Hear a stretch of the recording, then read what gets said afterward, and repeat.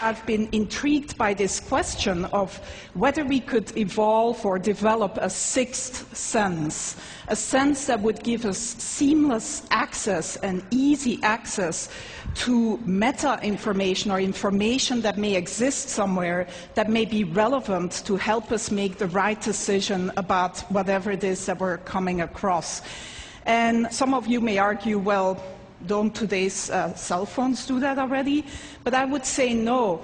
When you meet someone here at TED, and this is the top networking place, of course, of the year, you don't shake somebody's hand and then say, can you hold on for a moment while I take out my phone and Google you?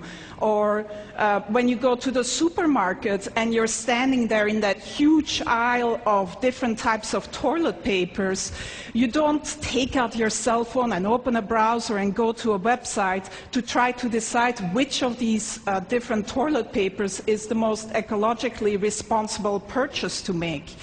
So we don't really have easy access to all this relevant information that can just help us make optimal decisions about what to do next and what actions to take.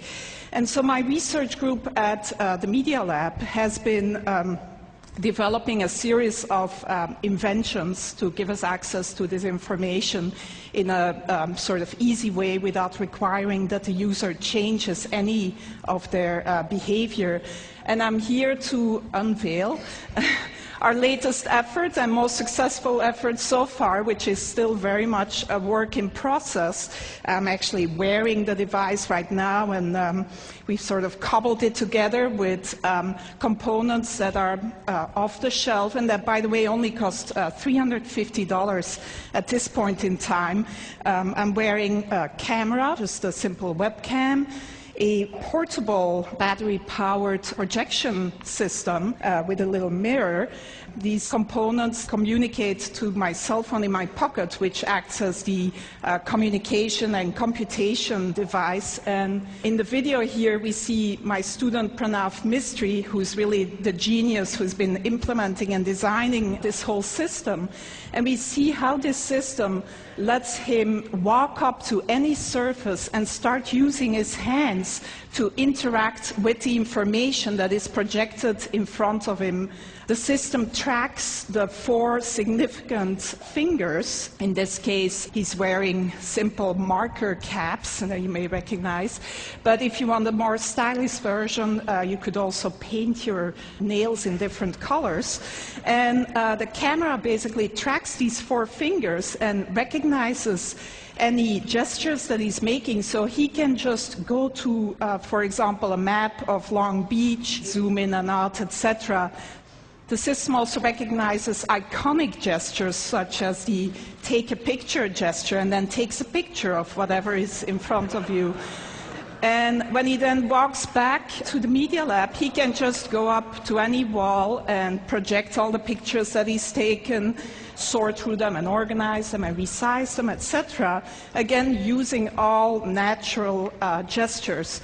So some of you most likely were here 2 years ago and saw the demo by Jeff Hahn, or some of you may think, well, doesn't this look like the Microsoft Surface table? And yes, you also interact using natural gestures, both hands, etc. But the difference here is that you can use any surface. You can walk up to any surface, including your hand, if nothing else is available, and interact with this projected data. The device is completely portable and can be...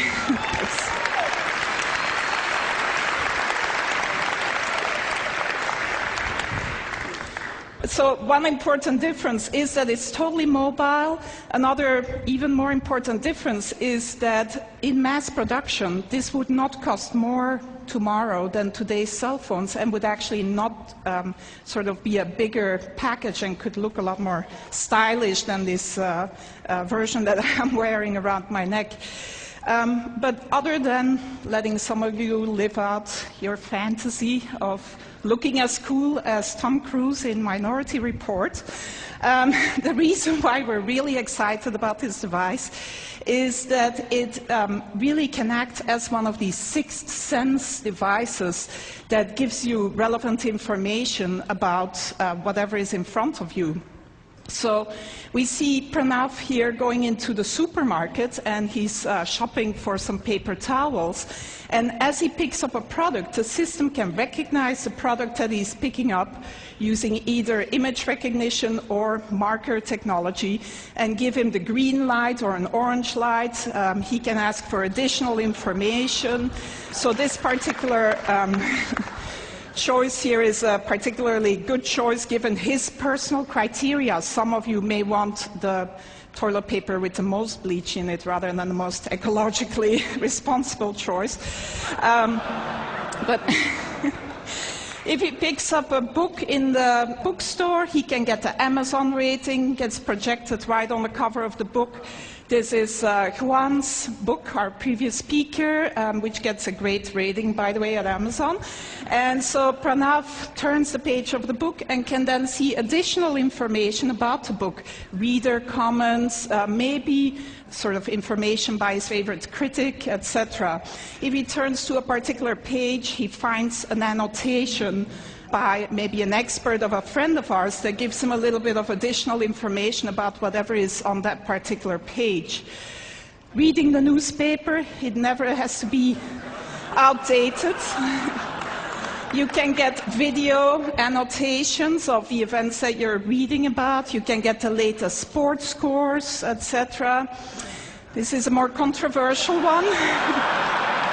As you interact with someone at TED, maybe, you can see a word cloud of the tags, the words that are associated with that person in their blog and personal web pages. In this case, the student is interested in cameras, etc.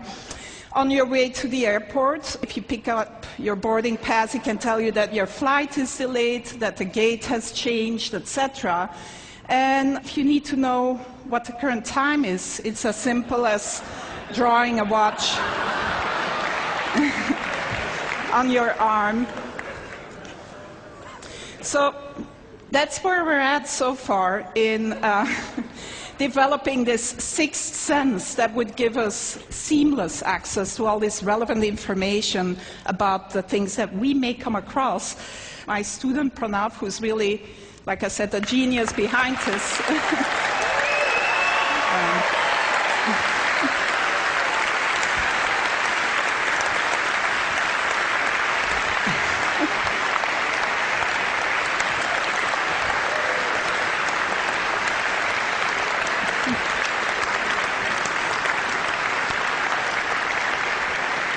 He does deserve a lot of applause because I don't think he's slept much in the last 3 months, actually, and his girlfriend is probably not very happy about him either.